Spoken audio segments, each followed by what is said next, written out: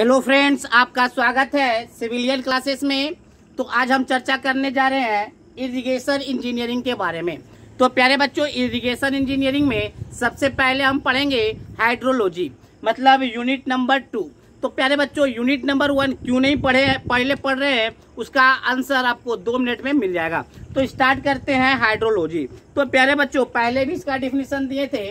Hydrology is the science of hydrology is the branch of science. Hydrology is the branch of science which deals with water. क्या करता है? which deals with water या which deals with occurrence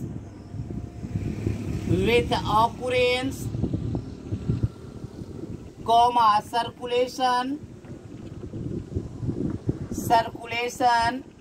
and distribution of water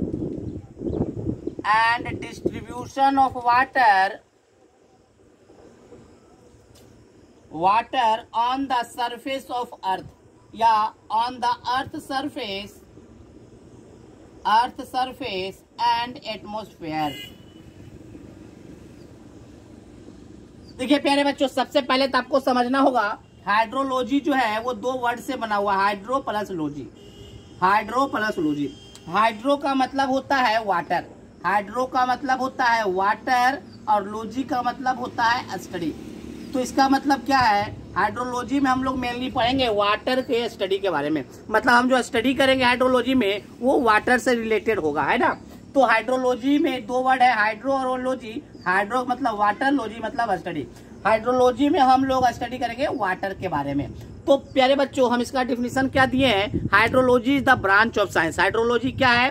एक science का branch है जिसमें हम क्या डील करेंगे? In which we deals the circulation, distribution and occurrence of water. मतलब वाटर कहाँ ऑकर्स कर रहा है, कैसे डिस्ट्रीब्यूट कर रहा है और सर्कुलेट कहाँ कर रहा है। तो वाटर के सर्कुलेशन, डिस्ट्रीब्यूशन एंड ऑक्यूरेंस के बारे में बात करेंगे। कहाँ पर? सरफेस पर। किसके सरफेस पे? अर्थ के सरफेस पर या एटमॉस्फेयर में। मतलब एटमॉस्फेयर में या अर्थ के सरफेस पे कैसे वाटर का सर्कुलेशन हो रहा है, कहाँ ऑकर्स कर रहा है। तो उन सारे बातों को पढ़ेंगे हाइड्रोलॉजी में। ठीक है प्यारे बच्चों। तो हाइड्रोलॉजी में जो सबसे ज्यादा इंपॉर्टेंट है वो है हाइड्रोलॉजिकल साइकिल। हाइड्रोलॉजिकल साइकिल से प्यारे बच्चों हमेशा एक क्वेश्चन जो है 4 मार्क्स का आता ही आता है। हाइड्रोलॉजिकल साइकिल से हमेशा आप लोग का एक क्वेश्चन 4 मार्क्स में आता ही आता है। तो प्यारे बच्चों, इसका क्या डिफिनेशन है? It is the cyclic movement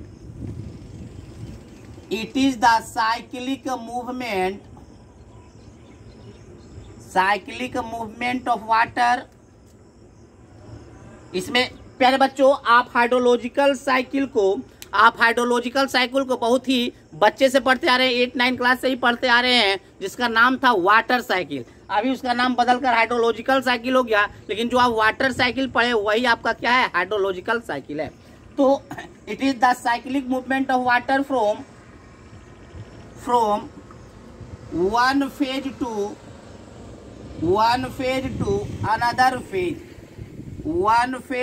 another phase with some residence time।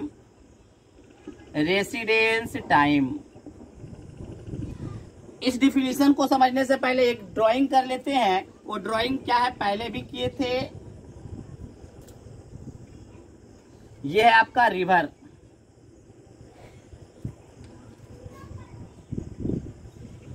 ये है प्यारे बच्चों पेड़ बना रहे हैं, आप अच्छे तरीके से पेड़ बनाइएगा। ये है इसका रूट, ये हम क्या बना दिए हैं? प्लांट। ठीक है ना। ये रिवर है, तो रिवर में क्या है? पानी है। ठीक है। अब देखिए ये है आपका क्लाउड कहने का मतलब क्या है प्यारे बच्चों? बादल है। तो बादल से क्या होगा? प्रिसिपिटेशन होगा। तो क्या होगा? प्रिसिपिटेशन। क्या होता है प्रिसिपिटेशन? ये क्या होगा? प्रिसिपिटेशन। प्रिसिपिटेशन का मतलब सिर्फ बारिश ही नहीं है प्यारे बच्चों। प्रिसिपिटेशन में और भी बहुत सारा कुछ आएगा, हम इसका डेफिनेशन जानेंगे, ठीक है ना। मतलब बारिश भी एक प्रिसिपिटेशन का पार्ट है, ठीक है ना। बारिश भी क्या है, प्रिसिपिटेशन का पार्ट है। तो अभी फिलहाल आप बारिश ही समझिए। तो सर ये जो रेन होगा, जो प्रिसिपिटेशन होगा, वो अर्थ सरफेस पे पानी आएगा और अर्थ सरफेस के नीचे भी कुछ पानी जाएगा और अर्थ सरफेस पे भी कुछ ना कुछ मूवमेंट होगा। तो जो पानी सॉइल से नीचे चला जाता है, ग्राउंड सरफेस का जो वाटर है वो सॉइल में चला जाता है, उसको हम लोग बोलते हैं इनफिल्ट्रेशन। इनफिल्ट्रेशन क्या बोलते हैं प्यारे बच्चों, इनफिल्ट्रेशन। अब क्या होगा, इनफिल्ट्रेट वाटर को ये जो जड़ है, ये जो रूट है, वो क्या करेगा, पानी को ग्रहण करेगा, पानी को ग्रहण करके इस प्लांट को देगा और इस प्लांट का जो पत्ता होगा, वो पत्ता पानी को क्या करेगा, बाहर निकालेगा। जो पानी बाहर निकालता है उसको क्या बोलते हैं, ट्रांसपीरेशन। क्या बोलते हैं, ट्रांसपीरेशन। अब इसके बाद जो वाटर सरफेस वो बह रहा है वो कहाँ आ जाएगा, रिवर में आ जाएगा और रिवर का क्या होगा, पानी इवेपोरेट होगा। क्या होगा, इवेपोरेशन होगा। क्या हो रहा है, तो ये जो साइकिल आप जो देख रहे हैं, फिर इवेपोरेशन जो होगा वो क्या बनेगा, क्लाउड बनेगा, क्लाउड के मदद से फिर क्या होगा, प्रिसिपिटेशन होगा। तो ये जो साइकिल देख रहे हैं, यही जो साइकिल है वो हाइड्रोलॉजिकल साइकिल कहलाता है। तो ये सब जो देख रहे हैं, प्रिसिपिटेशन, इनफिल्ट्रेशन, ट्रांसपीरेशन, इवेपोरेशन, एक फेज है, वाटर का क्या है, एक फेज है। तो देखिए प्यारे बच्चों, डिफिनीशन क्या लिखा है, it is the cyclic movement of water. किसका साइक्लिक मूवमेंट है, वाटर का साइक्लिक मूवमेंट है, from one phase two another phase. One phase two another phase कर दीजिए यहाँ पे, one phase two another phase. Phase करने का मतलब ये प्रिसिपिटेशन फेज है, इनफिल्ट्रेशन फेज है, ट्रांसपीरेशन फेज है, इवेपोरेशन फेज है। तो देखिए प्रिसिपिटेशन से क्या हो रहा है, इनफिल्ट्रेशन हो रहा है, ट्रांसपीरेशन हो रहा है, इवेपोरेशन हो रहा है। तो एक फेज से दूसरे फेज में क्या हो रहा है प्यारे बच्चों, बदल रहा है। तो बदल रहा है, तो बदलने का भी कुछ टाइम है, तो विथ रेसिडेंस टाइम। तो रेसिडेंस टाइम बताएंगे क्या होता है। एक्चुअली समझ लीजिए रेसिडेंस टाइम क्या होता है, पहले पानी था रिवर में तो कुछ तो टाइम लिया होगा इवेपोरेशन होने में, कुछ तो टाइम लिया होगा इवेपोरेशन होने में, तो वही टाइम क्या कहलाएगा, इवेपोरेशन टाइम। क्लाउड से जब प्रिसिपिटेशन हुआ तो कुछ तो टाइम लिया होगा क्लाउड से प्रिसिपिटेशन होने में, तो यही टाइम क्या कहलाएगा, रेसिडेंस टाइम कहलाएगा। तो प्यारे बच्चों, तो सारे का डिफिनीशन अब हम लोग जानेंगे कि प्रिसिपिटेशन क्या होता है, ट्रांसपीरेशन क्या होता है, इनफिल्ट्रेशन क्या होता है, इवेपोरेशन क्या होता है। तो प्यारे बच्चों, अगर आपके 4 मार्क्स में क्वेश्चन सेमेस्टर में आता है तो सब आएगा ही आएगा कि हाइड्रोलॉजिकल साइकिल के बारे में एक्सप्लेन कीजिए। तो सबसे पहले आपको क्या करना है, डिफिनीशन को लिखना है, फिर उसके बाद ये फिगर बनाना है और फिगर बनाने के बाद सारा का डिफिनीशन आपको लिख कर आना है। तो हम सारा डिफिनीशन लिखा रहे हैं, आप जब तक इसको नोट डाउन कीजिए।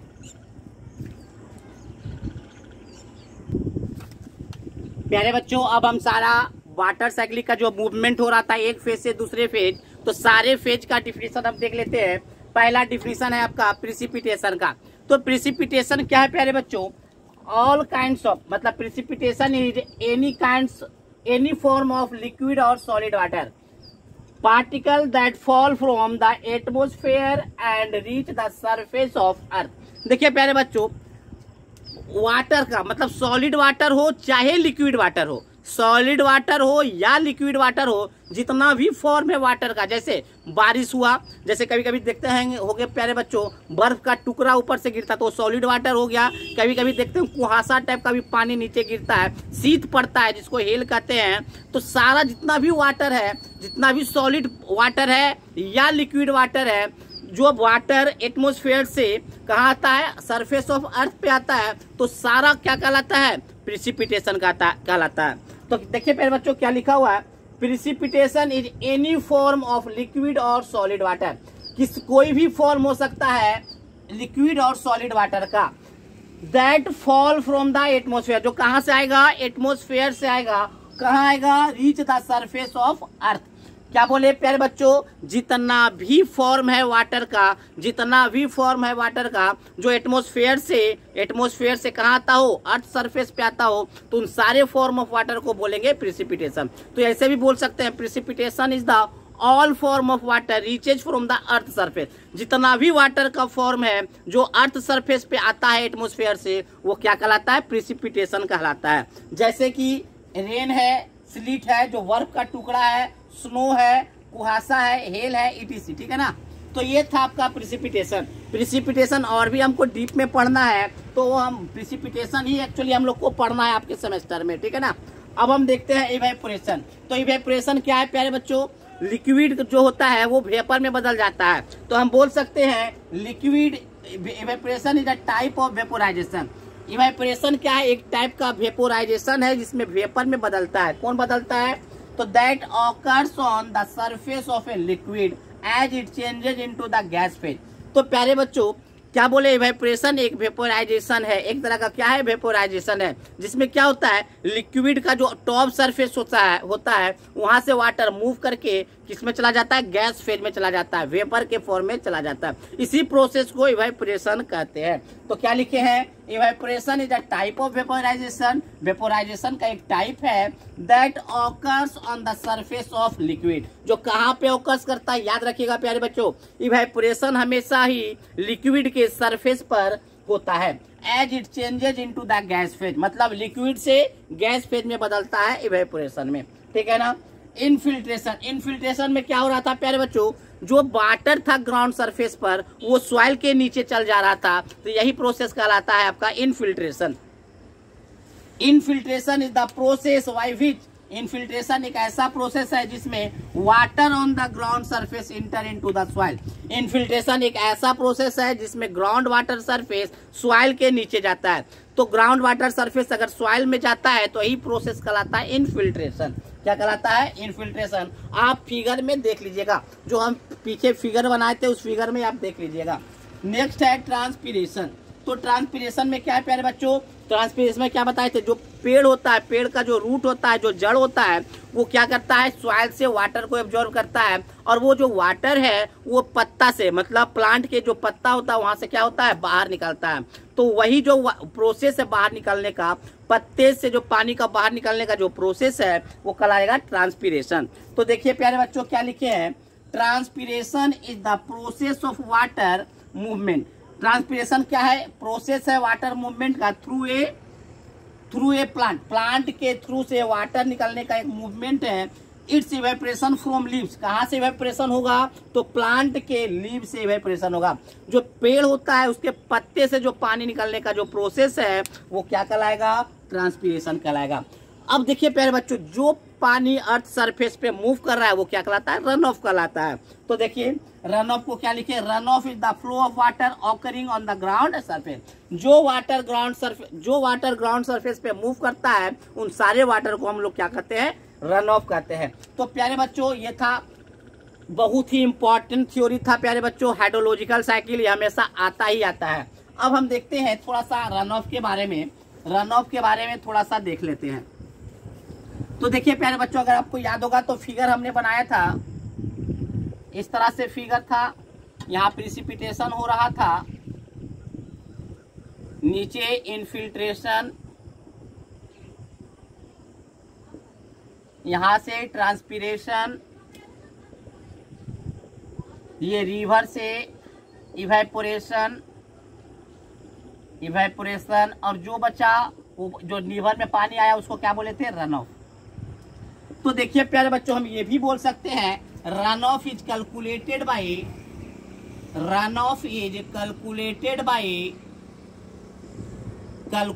By following formula,